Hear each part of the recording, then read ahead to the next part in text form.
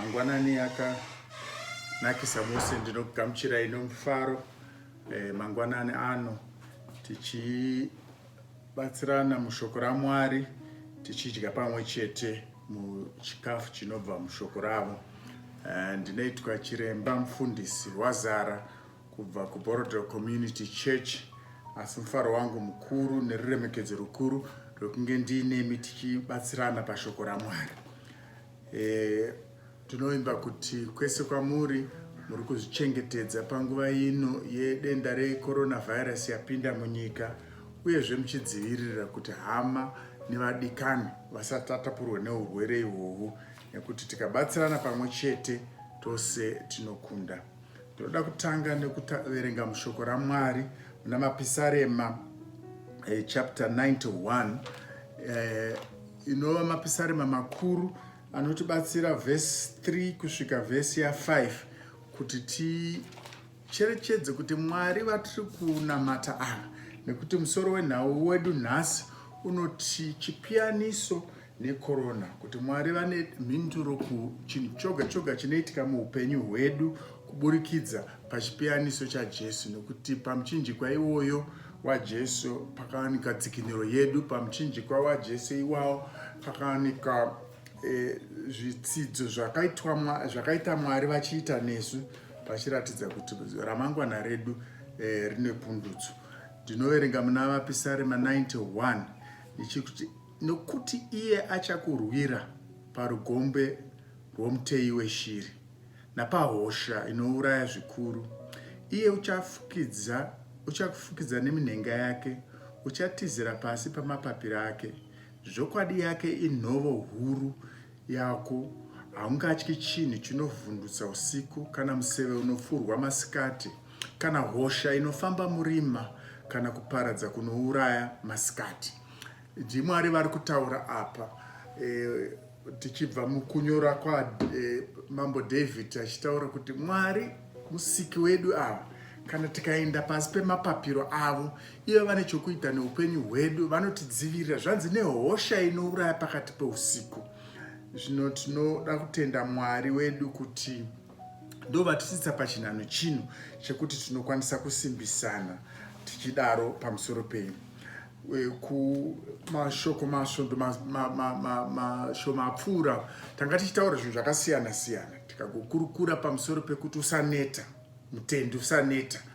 Uti kana ukanzwa woda kuneta, bhuku raLuke chapter 5 inotaura kuti haikona kuenda kumahombekombe zvekuda kubuda mumvura, dzoka kunodzika uku, teerera zvinotaurwa naJesu, kanda mambure ipapo paunga uchiedza uchishaya. Izvozvo zvakatikurudzira nokuti munyika yedu yeZimbabwe zvino ruzhinji rwedu taredza kana kuraura panzvimbo tichishaya panzvimbo iyoyo, asi zvino Mwari kurudziro yavanopa ndeyekuti enda panzvimbo yawakabva iyoyo, kana unoona kunge pasina, raura ipapo, nekuti Peter akabva adayira Jesu akati, ini ndaneta usiku hwese ndo pandange ndiri ipapa, asi nekuti ndimi mataura pamusoro pezwi renyu ndaakuenderera ndichinotora. Shoko raMwari rinotaura kuti adaro Peter akabata hove dzakakatyamadza, akabata hove dzekuti vakatadza ivo kudzikukudza ndokunodedza vamwe vanga vainewo ngarava vanga iri padhuze chikepe chavo, vakati uya mutibatsire kuti tizvikanzi hove 153 dzakabatwa ipapa. Zvino ndinoda kuti titaure tichiti nyika yedu yeZimbabwe handi kutanga kwedu kuona denda rakaita fanika corona. Takamboita isusu mukurumbira pasi rose pamusoro peHIV. HIV ikasvika pekuti vanhu 12 vega vega muZimbabwe vanga vaine HIV. 12% yemunhu wose anga achifamba muZimbabwe. Tikaita mukurumbira mumabhuku zvikanzi ndio nyika ine HIV yakanyanya kuwanda pasi pose. Asi tozotarisa muna 2018 pamusana pekuteerera kwevanhu, pamusana pekushanda kwevanoshanda mune zveutano, pamusana peruoko rwaMwari, nekuti minamato yakaitika yakawandisa pamusoro pechirwere cheHIV. Ndicharangarira ndichishanda kuChiredzi 1993 kuchiuya ma-intercessors vachipfugama pamberi paMwari tiri kumasvingo vachinamata vachiti Mwari tipeiwo mhinduro pamusoro padenda rapinda munyika. Itai kuti vana vedu vasafa, itai kuti vana mai vane pamuviri vasazadza vana vavo, itai kuti vana baba vazvibate, itai kuti vanhu vose vabatsirane. Endi naizvozvo takazosvika parunyoro rwakazoitwa kupera kwa2018 uchiti 90% yevanhu vose vane utachiwana hweHIV muZimbabwe vakuziva zvavari. 95% vaivavo vapamishonga inorapa chirwere ichocho. 90% zvakare vari kunwa mishonga iyoyo, chirwere chacho hachichaoneka muropa mavo, kwete kuti havasisina HIV, asi ukasha hweHIV hauchimo muropa mavo, uyezve havachakwanisa kupa chirwere ichocho kune mumwe munhu. Chishamiso chatakaitirwa naMwari chatinofanira kuti isusu savatendi tiuye pauso hwaMwari tichitenda kuti Baba makaita zvenyu. Baba tinokutendai, Baba tinokutendai nedzikinuro yakaitika muno muZimbabwe. Zvino tinocherechedza izvozvo kuti tikava nevanhu vane hanya zvinhu zvitatu zvandoda kuti tibate mangwananano. Tikava pachidambudziko roga roga, nyanye matambudziko ezveutano, tikava nevanhu vane hanya nezviri kuitika, tigoita hurumende ine rudo kana kuti hurumende inobatsira, tinowana chishamiso pakati pedu. Zvinhu zvitatu izvozvo, munhu ane hanya anofanira kuita zvaakafanira kuita iye, zvaanodzidziswa kuti aite achizviita nemazvo, asina nharo, asina kubiridzira, asina mashortcut. Munhu iyeye akasangana nehurumendewo ine hanya, hurumende inokendenga nezvevanhu vayo, ichipa zvinoshandiswa, ichidzidzisa, tinowana budiriro yakanaka pamusoro paizvozvo. Zvino tichitaura pamusoro paicho chirwere chapinda muZimbabwe checorona, ngatitsvagei vanhu ivava vane hanya, ngatinamatirei Mwari kuti vave nehurumende inotsigira, inobatsira bato rezveutano rinobatsira vanhu varo, uyezve tozotarisa pamazuva anoteera kuti Mwari vachadzinga. Ngatimbonamatai Baba, tinoona urwere hwecorona nyanye musvondo rinoratapfuura chotaurwa kumativi yose eZimbabwe chichinzi chirwere chapinda, kwete chasara changa chichipinda chete nekumabhodha, asi chamu vanhu, makagara vanhu imomo, chichitatapuriranwa kubva kumunhu kuenda kumunhu. Asi tinoya pamberi peuso hwenyu Baba, imi makapatsanura Red Sea, imi makandongondonzetsa madziro eJericho, imi makayambutsa vana venyu nepariva yaJorodhani, imi Mwari makapedza kutambudzika kwenyika yeSamaria nepamusana perudo rwenyu. Tinoya pauso hwenyu hwo Baba tichiti munyika yeZimbabwe Baba, pindai norudo rwenyu, mudzivirire ndufu dzatatarisana nadzo, tidzivirire kurwadziwa kwatatarisana nako, mudzivirire kushayikwa kwezvinhu kwatatarisana nako, kuti imimi chete Baba mukaisa ruoko rwenyu tinoziva kuti hakuna vanofa, hakuna vanotambudzika. Uyezve Baba, tichazonyorwawo mumabhuku kuti nyika yeZimbabwe yakaiturirwa zvishamiso pamusoro pechirwere checorona. Zvino tinokutendai nokuti imi Baba muzita raJesu makambotiyambutsa paHIV, muchatiyambutsa patiri. Asi rwendo rwuno tinokumbira Baba kuti mutiyambutse pasina vanoshayika, pasina vanorwarisa, pasina vanotambudzika, pasina vanoshaya batsiro, muzita raJesu. Vana vaIsraeri vachiyambuka voda kuenda kunopinda munyika yavakanga varayirwa naMwari kuti vachapinda. Zvinonzi manheru iwavo muna bhuku raJoshua chapter 3, manheru acho akanzi udzai vana ivava vazvitsautse, udzai vana ava vazvichenese, nokuti mangwana Mwari wenyu vachakuitirai zvishamiso pakati penyu. Uyezve mafambiro amuchaita ndeyekuti vapriste vachasumuka, vachatarisa arka yeuvepo hwaMwari vachifamba.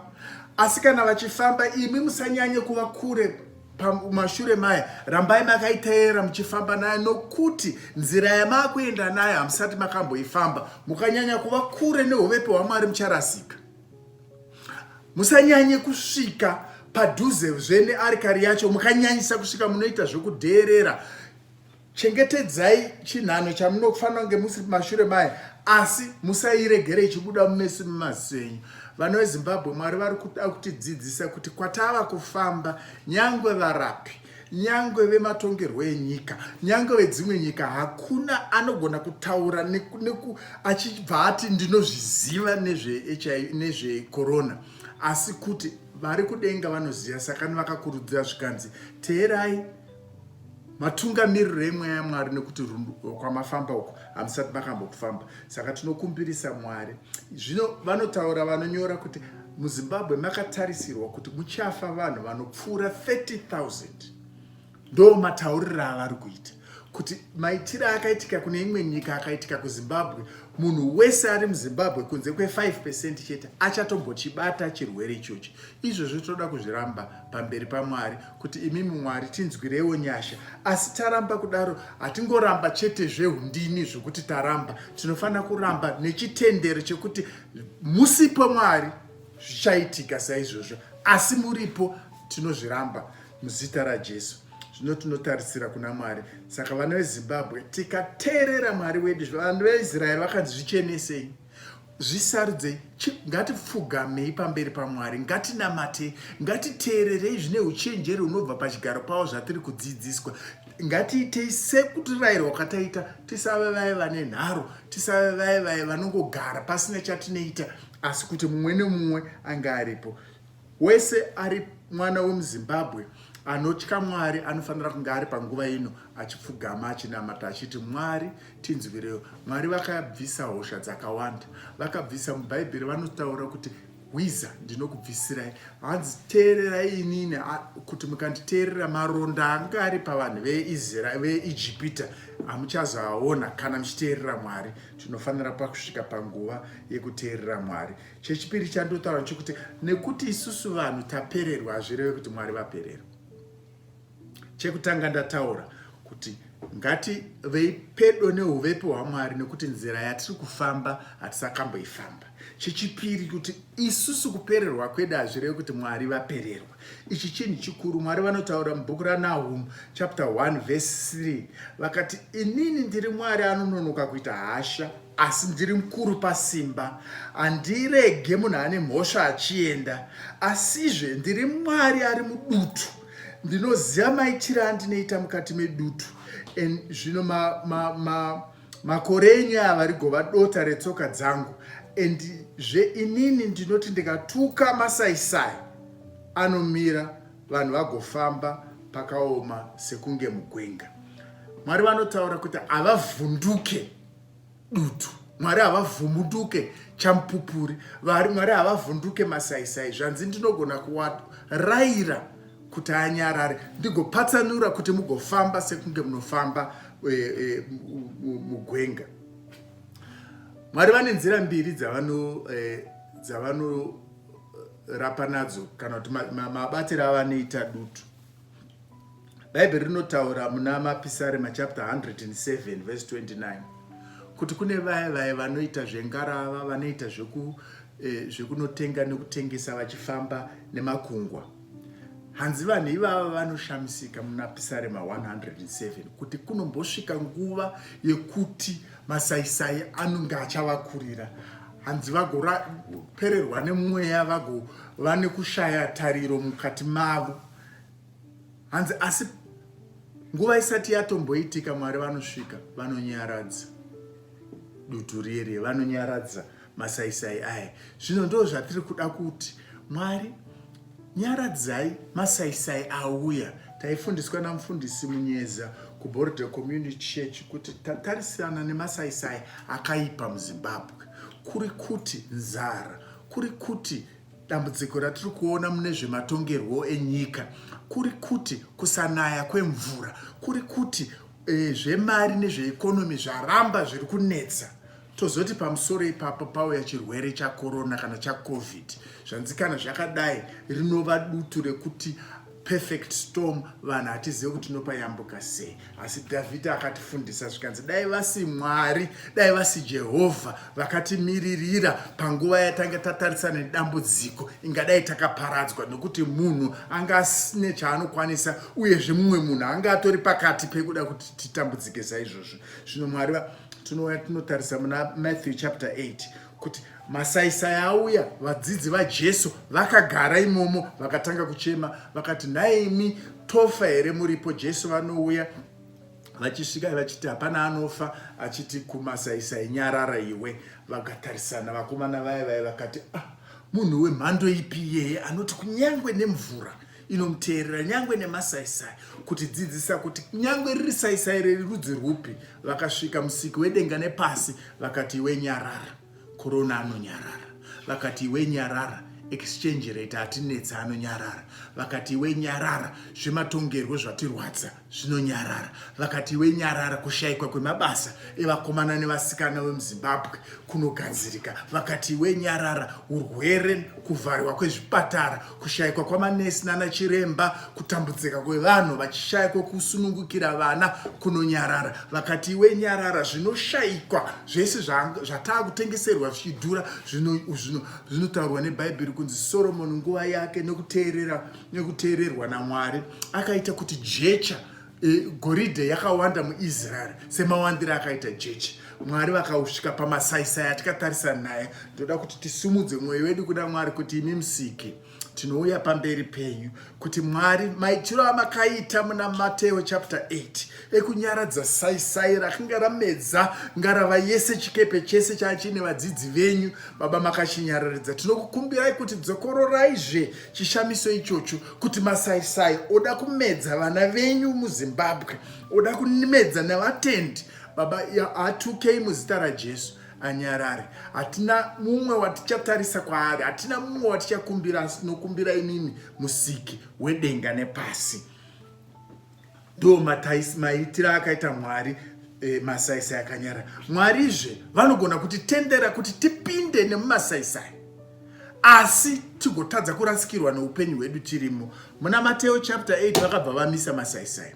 Muna Luka chapter 27, muna Acts chapter 27 ndoreva Acts chapter 27, Paul achienda kuRome, zvinonzi ngarava yavo yakarohwa nemasaisai. Ambobvira ataura kuti varume ngatiregei kusumuka nengarava panguva ino. Vakasamuteerera. Akachizoti manje vaapakati vaita mazuva vasaone zuva, varidzi vengarava vasisazive kuti mabvazuva nekumadokere ndokupi. Paul akauya, vakatanga kurasa zvinhu vachikanda zvinhu kubva mubhoti, vachinetseka kuti zvino taparara varume. Paul anosumuka achiti nyangwe masvika pakadai so, manheru apfuura, Mwari vakandipa hope. Ngirozi yaMwari ikauya ikamira pandiri ikati usatye, varume vauinawo chamucharasikirwa nacho chete ingarava iyi yanga ichita nharo yandakanda kuudzai kuti musapinde mairi, ndiyo yoga iri kurasika. Asi vanhu vauinawo kana mumwe chete wavo acharasika. Mwari vane madiro ava vanogona kuita kuti nyangwe masaisai atotanga, nyangwe vanongobvisa chete chikepe changa chisina kukodzera, asi vachiita kuti varimo vararame. Tine kumbireso yatinoita kuna Mwari musiki wedenga kuti nyangwe masaisai atotanga muZimbabwe, ivo vakasvika vachauyawo nengirozi dzavo kusvikotitsigisa kuti nyangwe mukarasikirwa nechidemhe chamakagara machiri ichi, asi imimi pachenyu ndichaita kuti murarame. Mwari tinokukumbirisai kuti zvakataurwa naRuka chapter 1 verse 31 kuti kuvanhu hazvigoneke izvi, asi kuna Mwari hakuna chinotadzika. Hakuna chinotadzika. Baba, bvisai chidemhe cheZimbabwe yanga isisina kodzero, Zimbabwe yanga isisakwanisi, Zimbabwe isisariritire vana vayo, Zimbabwe isisakwanisi, Zimbabwe ine zvakawanda zvineiwana. Icho chidemhe ichocho ngachibve. Tipei Zimbabwe iri pamwoyo penyu, masikiro amakaita, nekuti handisaridzo yenyu Baba yokuti tife tichichema, handisaridzo yenyu kuti tisadyewo mukaka nehuchi zvinoerera. Tinokumbira zviri pamwoyo penyu, musava nemudzivisi zvino Jehovha panguva ino, asi kuti zvido zvenyu zviitike. Chechipiri, nekuti tapererwa nemazano, hazvireve kuti Mwari vapererwa. Saka tinomhanya kwavari nekuti tinoziva kuti ivo vane mazano.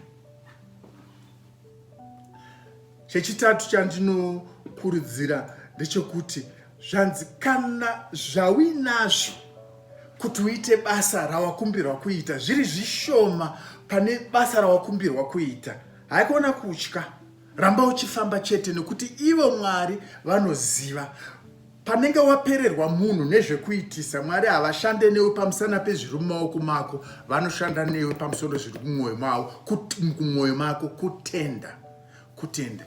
Kazhinjisa Mwari mushoko ravo vachikumbira munhu kuti aite zvisiri pazera rake, vachiita kuti anopa mukomana matombo nerekeni, matombo 5 kuti arwise hofori yakabata zvombo zvese.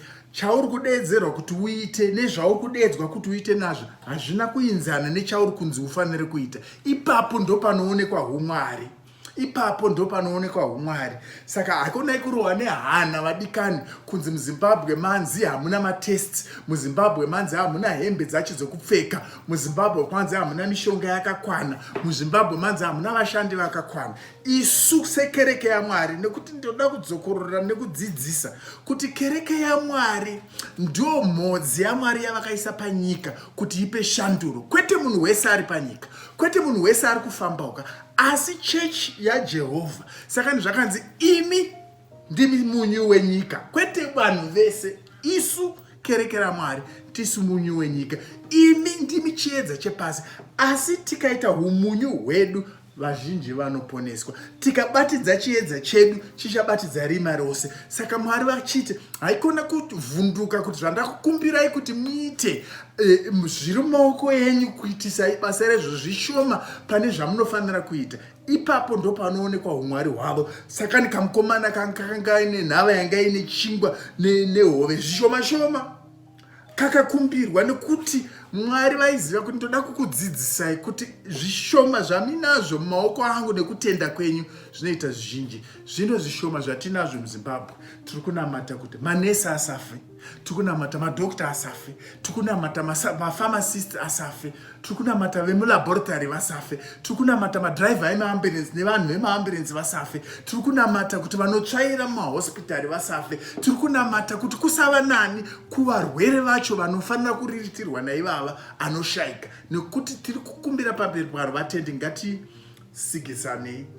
uyezve ngatibvumiranei kuti nyika haizvigoni asi musiki wedu anozvigona, uyezve isusu tikauya nekuzvininipisa. Saka Mwari vakataura muna Vakoronike vakati, kana vanhu vangu vanodedzwa nezita rangu vakauya pamberi pangu vachinamata, vakatendeuka kubva muzvivi zvavo, inini ndichavagamuchira ndigopodza nyika yavo.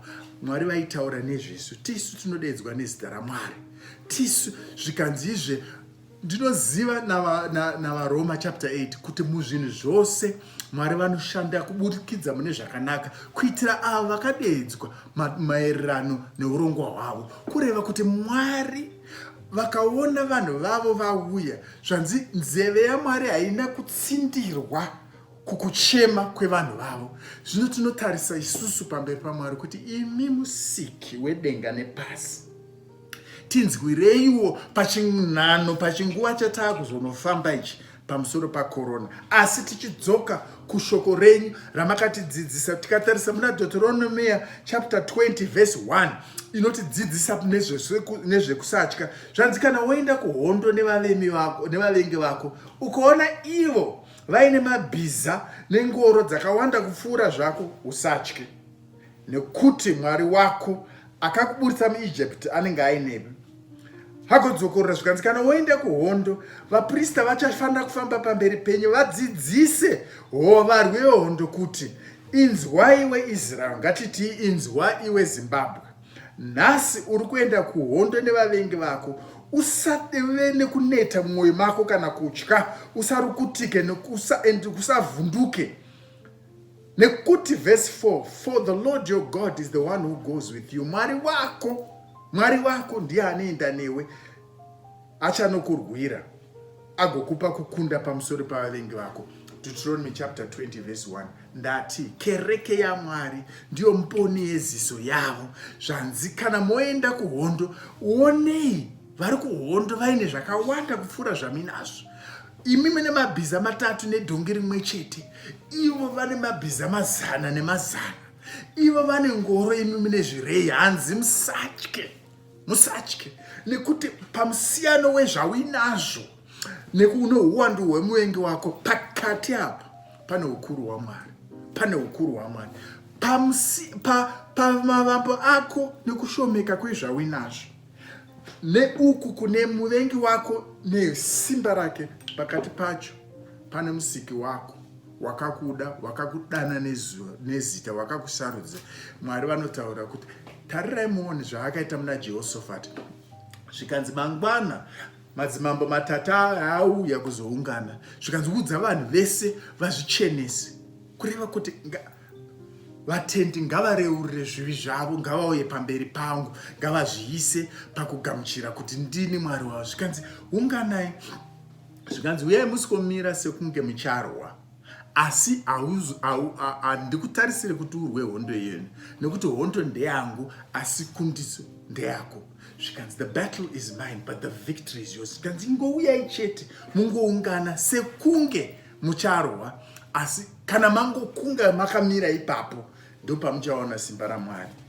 Vatendi, ndoda kukuudzai, tikauya tikakunga, tikateedzera zvatinofanira kuita pamusoro paiye korona uzvu, Mwari pakushayikwa kwezvekushandisa nepakukura kwechirwere ichochi nekupedza kwadzaita nyika dzinozezesa, pakati apa pana Jehovha musiki wedenga napasi wakarangarira Zimbabwe, uyezve unorangarira munamato watiri kunamata nhasi uyu, kuti kuchava nekukunda tigotadza kurasikirwa nevanhu vemunyika munomu. Nokutendai Mwari panguva iyo. Zvino ndataura chekutanga, tiri kufamba nzendo yatisati tambofamba. Ngatirambei tiri padhuze neuvepe hwaMwari. Izvi zvimwe chete, kunyange uri munhu upi, uri panzvimbo ipi, kana wosvika pakufamba nehondo, kana wosvika pakufamba munzira yausati wafamba, mumuchato, mubasa, muushumiri, zvese gara uri pedo neuvepe hwaMwari, usarege vachibuda pamberi pemaziso pako. Chechipiri, tikagotaurazve kuti nekuti isusu tapererwa, hazvireve kuti Mwari vapererwa.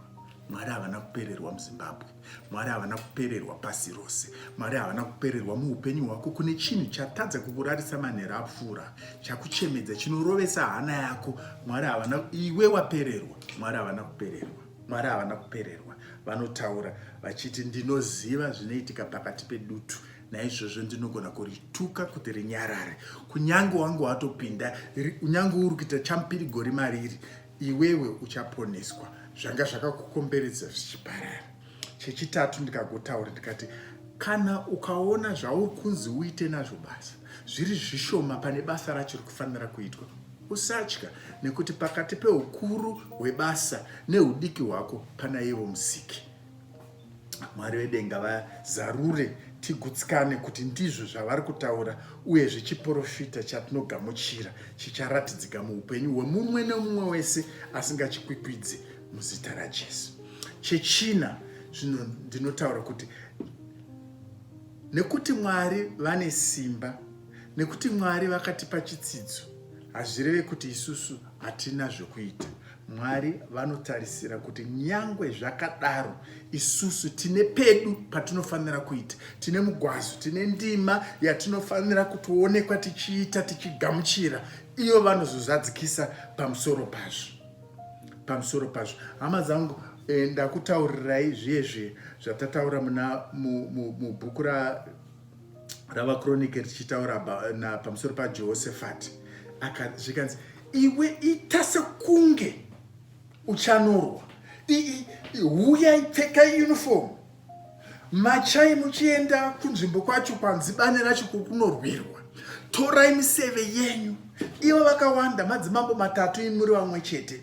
Torai miseve yenyu, kokai. Ipapo Mwari pakazoshayika zvanzi pamusoro pemiti, pakanzwika kufamba kwehondo pamusoro pemiti yemaabhurosi. Vanhu vakashaya kuti chii. Mwari vakaenda vakanotapa, vakabata muvengi, vakamupedzisa. Asi Mwari havatiitire tiri muhomu. Zvanzi kutenda kusina kuita kwakafa. Mwari vanotoda kuti isusu tiratidze kutenda kwedu mavari, nekubuda nekuita kunge taakunoita zvinofanira kuitwa, ivo vozopindira. Zvino pamusoro pechirwere chakorona, chionai hama dzangu, uwandu hwevanhu vari kubatwa nacho uri kuramba uchienderera mberi. Apa dzidziso iripo iri pachena. Ichi chirwere chinobuda mumuromo nemhuno dzevanhu. Zvimwe chete zvinoita flu. Munhu paunohotsira, pandinotaura sezvandiri kuita, pandinofema, kune dova rinobuda umu mukanwa mangu umu. Rine utachiwana rinoenda kunomhara pane mumwe. Dova iroro neutachiwana haro rikawanda zvakakwana pamunhu wandafemera, munhu iye akubata chirwere. Zvino sakane paine kurudziro yekunzi ngativhare miromo yedu nemhino dzedu kuti dova riri kubva kwandiri risaende pane mumwe munhu. Uyezve nekuti dova rine uremu hwariinaro, ndikaritaura richibuda rine mufambo warinongofamba risingagoni kuzopfuura nekuti rine uremu rinobva ramhara pasi. Distance iyoyo inobva pa1 meter ichienda pa2 meters. Saka ini ndikataura pandiri panapa pa1 meter rawira pasi, munhu amira 1.5 meters apari nani pane kugamuchira dova riri kubva mumhuno mangu.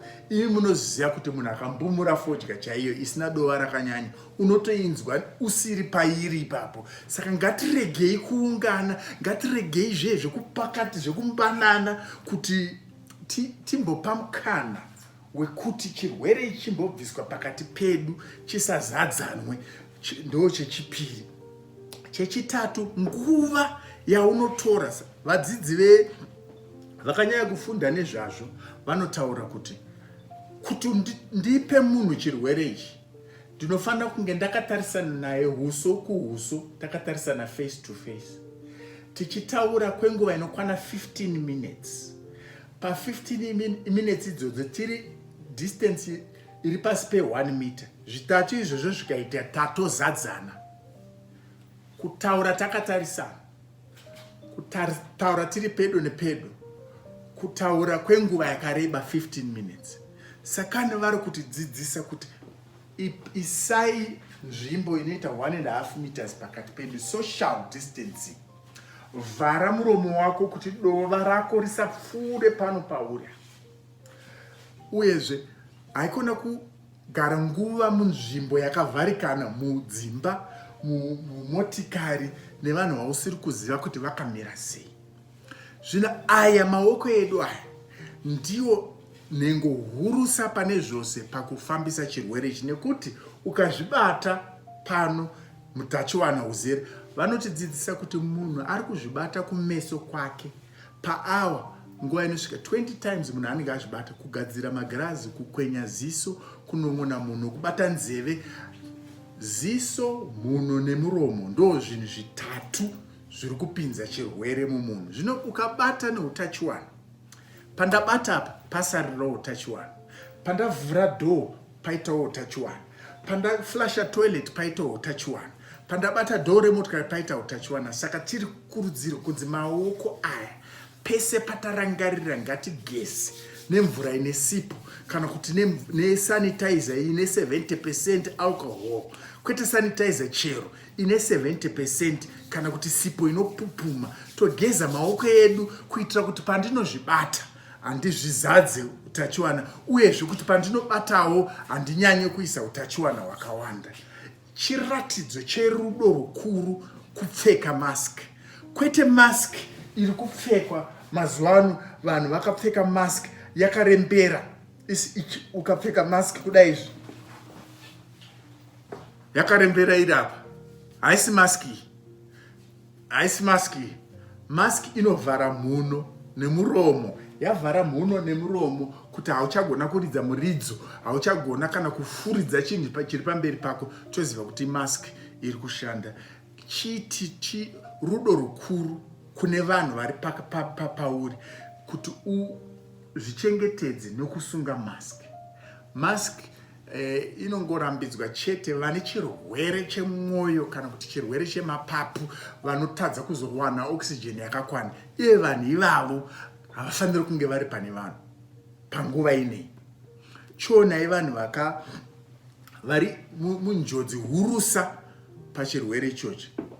Munhu wese apfuura makore 50, nyanye vari 60 and above, muviri wako hausisina kusimba zvakakwana zvinokwanisa kuzvidzivirira ukafemerwa korona unogona kuchibata chirwere ichocho. Uyezve mhando yechirwere chaunoita chinonyanyisa kurwarisa, uchipedzisira wava muchipatara, uchipedzisira uchida kuiswa pamishini iye inova mishoma-shoma muZimbabwe, mishoma-shoma chaizvo muZimbabwe, haisvike 100 iri muZimbabwe nekuwanda kwatakaita. Saka vanhu vechikuru ngavarege kuvapa makungano akawanda.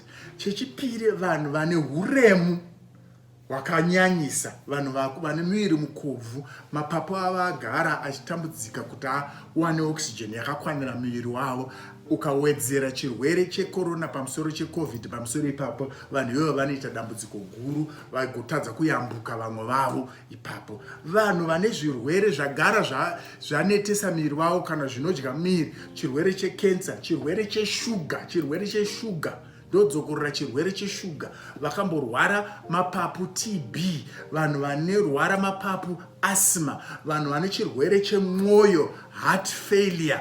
Zvirwere izvozvo zvikakavaniswa nekorona, munhu iye anoenda panjodzi huru. Saka ngatiprotektei kana kuti ngatidzivirirei kana kuti ngatichengetedzei vanhu vane zvirwere, vasava padhuze nevanhu vanokosora, vasava padhuze nevanhu vatisingazive, vasava padhuze nevanhu vane flu. Hama dzangu, ngaticherechedzei ndati, nekuti Mwari vakatipa chitsidzo, nekuti Mwari vari kutibatsira, hazvireve kuti isusu hatina chekuita. Zvino kurudzi rwedu revanhu vatema, ndufu dzikaitika, haasisiri mazuva akare atinoenda tose kunobata maoko. Aiwa, vashoma vanga varipo paitika rufu, ngavatichengetere murwere wedu, ngavatichengetere mushakabvu wedu. Pane kunotora nyanyeyo vanhu vechikuru vandataura, vanova ndivo vanoremerwa paculture yedu yechishona kuti gonzi akavigwa ndisipo, agonzi handizvo. Inguva yezvino izvi yekuchema misodzi yedu, yekurangarira mufi wedu, asi tisingabatane maoko zvataita, zvokusvika kumbundirana, kuchema, zvokusvika kubatane iro ruoko. Kana zvatinoona zvichiitwa nevanhu izvemakokora izvi zviri nani hazvo, asi handizvo. Vanhu vakufanira kungogutsurirana vasingagumane nhengo dzavo, nekuti hauzive zviri pamunhu. Takafundiswa kunzi hotsirirai mugokora kudaizvi kuti usabate maoko, nekuti maoko ndeyenyanye kuzora. Asi gokora iroro kana ndonobata mumwe munhu nogokora ozoswenye obata. Ngatiregei panguva inei. Michato handi chinhu chakakosha kuti chiitike chichibva chazopfuudza hama dzanga dzauya pamuchato ipapo. Mhiri kwese zviri kuoneka kuti mapati anoitwa nevana, zviri kuoneka kuti vanhu vanoungana pandufu, zviri kuoneka kuti vanhu vanoungana pamichato, vanhu ivavo vachibva ipapo, vanhu vari kuungana pamarali kuAmerica. Rali ichipera ndo pari kutanga kutubuka kuti uyu arwara. Ngatiregei panguva inoi timbodzivirira vanhu. Zvino kana toita sei nemunhu anenge achifungirwa kana kuti munhu anenge abatwa nechirwere chekorona? Ndataura zvangu, chirwere chakaipa nyanye kuvakuru, nyanye kune vane zvimwe zvirwere, nyanye kune avo vakamborwara zvinhu zviri mumapapu, nyanye kune vane huremu hwakanyanya. Ndo kwazviri. Asi chimwewo chokwadi chinofanira kurerutsa mwoyo yedu ndechekuti chirwere ichi kuvazhinji chine andingati malevhel matatu. Kune chirwere chingori mbichana, chirwere chiri pakati nepakati, nechirwere chakanyanyisa. Vazhinji vari pasi pemakore 50 vanongorwara zvishoma, vanongorwara zviri pakati nepakati. Asi ngatiregei kubva tadekara nekuti ndizvozvo, nekuti vakatatapura kupa kumunhu, vakatambidza mumwe munhu, vari pamakategori andatanga kutaura aya, taakutokuvadza munhu. Zvino munoona inini mai vangu, inini vaa munhu wechikuru, vanoti tambudziko uchaizvo. Ndakatozoita nguva yekugara navo nekuvafundisa kuti zvino, nekuti ndinoshanda muzvipatara, ndaakuuya ndichikumhoresai nepagedhi, handisi kupinda. Chandinouya nacho ndaakukutambidzai, asi kana matambira futi chifiritei. Haisi nguva yekuti ndimbokumbundirai, nekuti inini ndingakwanisa kupa yambuka ndaita chirwere chiri pakati nepakati, asi ndikakupai imimi mubereki wangu, hamuzosara mine chepakati nepakati maakuita chiri serious. Hama yangu ngazviregerera here uchiziva kuti chakapfuudza mubereki wako chakauya newe, asi iwe wanzwa mashoko andiri kutaura izvino izvi kuti ngatimbomirai. Kana tichipinda pavari tinofanira kupinda takapfeka maski chaiyo inokurudzirwa, takaipfeka nenzira yayo yainofanira kunge yakapfekwa nayo, uyezve takapa distance kakafanira 1.5 meters. Uyezve umuhomwe ndine kapfapfaidzo kangu kekuzvipfapfaidza, kana ndisina kapfapfaidzo ndine kachimugonde kangu kandinongopota ndichiti ndikasvika pane pombi pane mvura ndogeza, kuti tichengetedze. Ngatichinjei maitiro atainge tichiita kuti tichengetedze vanhu. Chechipiri ndechekuti kana wafungira kuti une chirwere, kana kuti wachibatwa kunzi waitwa test, zvino kune matest emhando mbiri ari kuitwa. Kune yekubayiwa chigunwe iri kunzi rapid test. Iyo inoona zvayo, hainyanyi kuona zvese, asi inongobatsira vana chiremba namanesi kuti vazive kuti tofungidzira here apa. Kana iyo yabuda iyoyo, kana kuti isina kunyatsobuda zvavanogutsikana nazvo, kunozoenda iri kuitwa kulaboratory yavari kuti PCR. Iyo inobata chokwadi. Asi ngatiti munhu abatwa ari kumba, haasi kurwara zvekuti, nekuti chirwere ichi chinorwarisa saizvozvi. Iflu, munhu kuvhara, pahuro kurwadza, kunyanya kupindwa nechando, unoziva musiyano wacho nekuti chinonyanyisa kurwadza pahuro. Charwadza pahuro, vamwe vanogona kutadza kunzwa wema, kugona kuta sense of smell kusisina, kana kuti sense of taste kuti ukananzwa zvinhu hauchanzwa. Imwe yezviratidzo zvechirwere ichochi. Chirwere ichochi unopindwa nechando iwe uchipisa muviri. Chirwere ichochi chinogona kupa kukosora nekuzarirwa. Kana chaakupa kuzarirwa chava serious.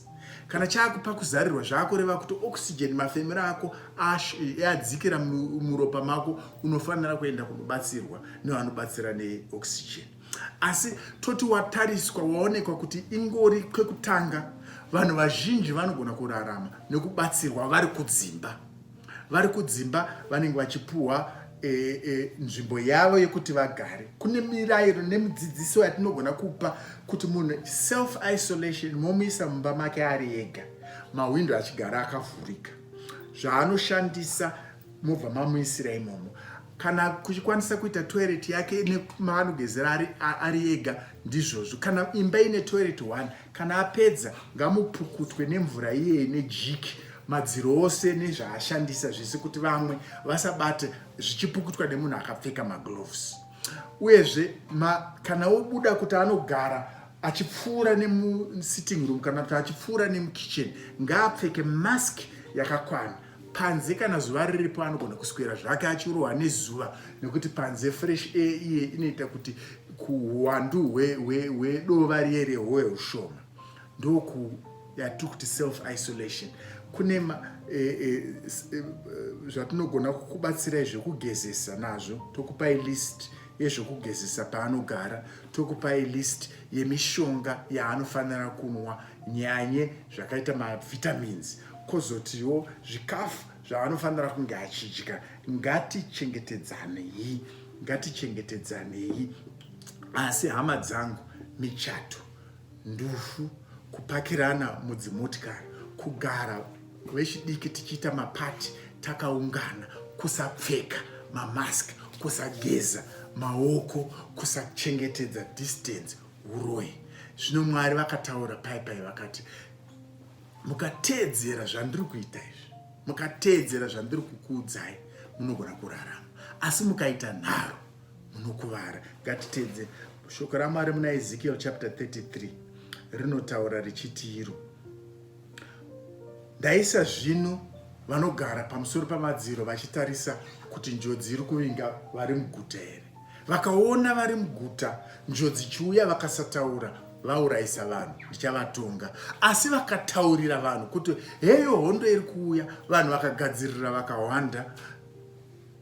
vakasawanda, vanhu vakaramba kugadzirira vakasawanda, vakaurayiwa, zviri kwavari. Ngativei, ndataura zvezvo, tikava vanhu vane hanya, tikawana hurumende inotsigira, tichawana kukunda pamusoro pekorona.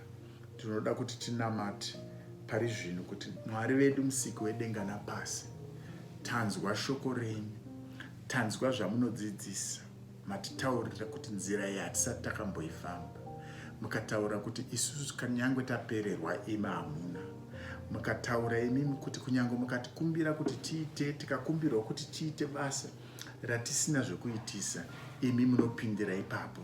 Asi mukazotitsura kuti nekuti ndakupai chidzidzo hazvireve kuti imimi hamuna chokuitawo, itai penyu. Mukatidzidzisa Mwari kuti tinofanira kuzvichengetedza, tinofanira kuvhara miromo yedu nemhino yedu, tinofanira kuchengetedza distance pakati pedu, uyezve tinofanira kugara maoko edu akachena.